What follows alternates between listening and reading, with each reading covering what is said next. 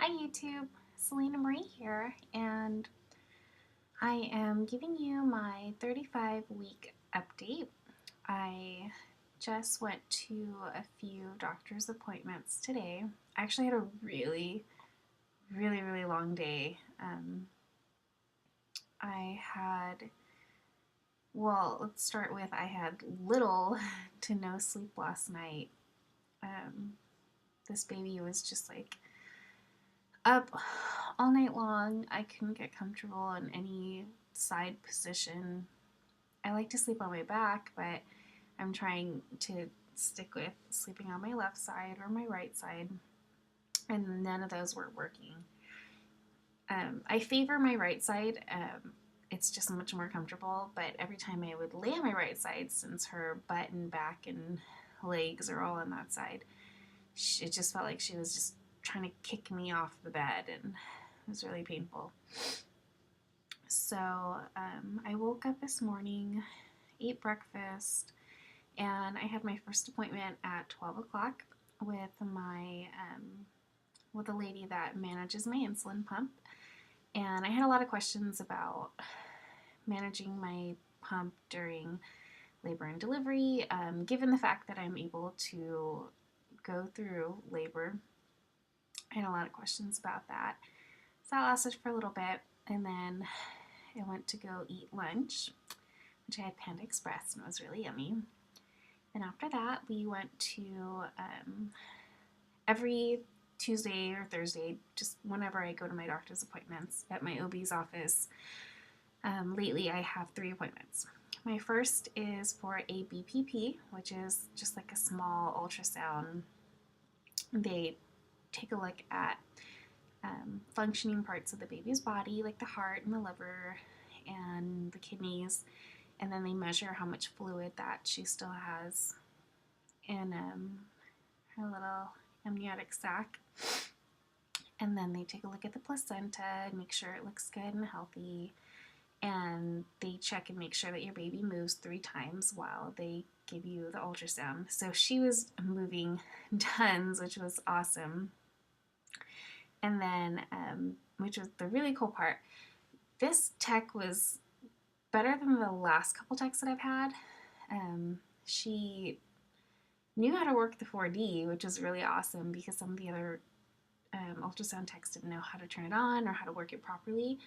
But I was able to see Sophia's beautiful face and her gorgeous hand in 4D. The tech gave us lots and lots of pictures, which was awesome.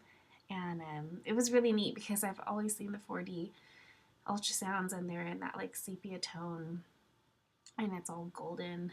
And then this one, it had multiple filters, but my favorite was this filter that was like kind of flesh tone.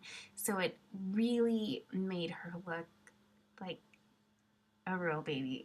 And not that 4Ds in sepia tone aren't real babies, but it literally looked like I was looking at her face.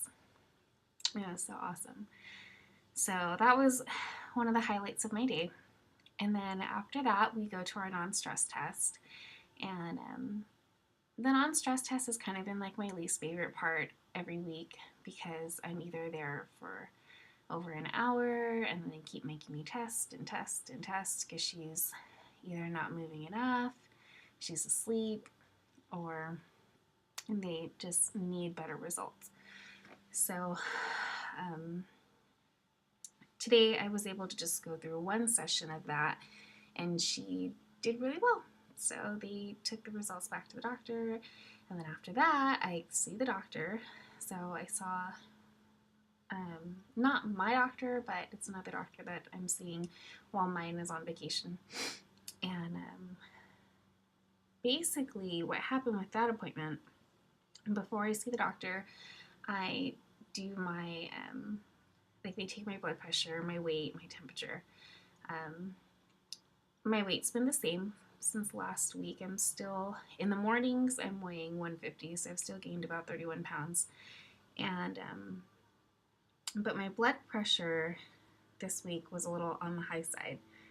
I don't know if it's because I was talking or we were excited or I don't know, but they took my blood pressure, and normally I'm normal, I guess, because they never mention anything abnormal. But so the first reading that she took, it said 160 over whatever. I don't know how to read those. And I asked her what was normal, and she said 120 over anything else. I think 120 over 90, something like that. So she tested me again, and I was just relaxing, not talking, and then it was 147. So it was better, but it's not normal. So they took that information back to the doctor, and I guess she was talking to me about preeclampsia and whether that's a factor or not. And I asked her, I was like, if it is, what happens next? I know that they induce you, but I mean, our plan was to kind of hold out until 38 or 39 weeks. And I was really going to try to push that 39 as far as I could. But she said that they could induce me at 37 weeks, which is less than 2 weeks away. Today is Thursday, so on Tuesday I'll be 36 weeks, and then another week from that could potentially be my induction day. And I don't know how I feel about that. I feel nervous, but I mean, preeclampsia is like not something you want to mess around with, and I'm down for whatever has to happen. I just would like to not have a C-section, but if that's what has to happen, then it has to happen. So they gave me my giant pee jug, so I went and I did blood tests, and then I have, this is the second time I've done this, but they give you a jug, and I have to collect my urine over an entire 24 hours, which it gets kind of gross, and it's not bad, and it's really not gross, but I just don't like carrying around that jug of pee from like the bathroom to the refrigerator. I have to put it in the refrigerator, which is just kind of gross. But it stays in a bag, and it's all sanitary, and there's nothing wrong.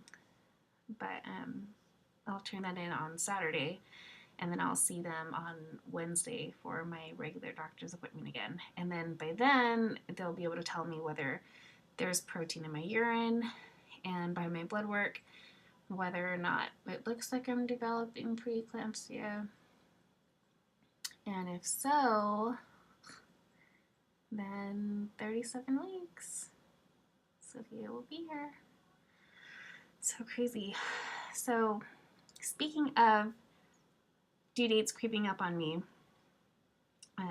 I still haven't registered for a hospital. And the only reason why I haven't is that I've just been taking tours of all these hospitals that I could potentially deliver at, and just kind of narrowing my options. And I still feel really confused on, I don't know where I want to deliver at. I have 2 possibilities of where I want to go to, and they're both good choices. One I feel more comfortable at, and the other one my husband feels more comfortable at.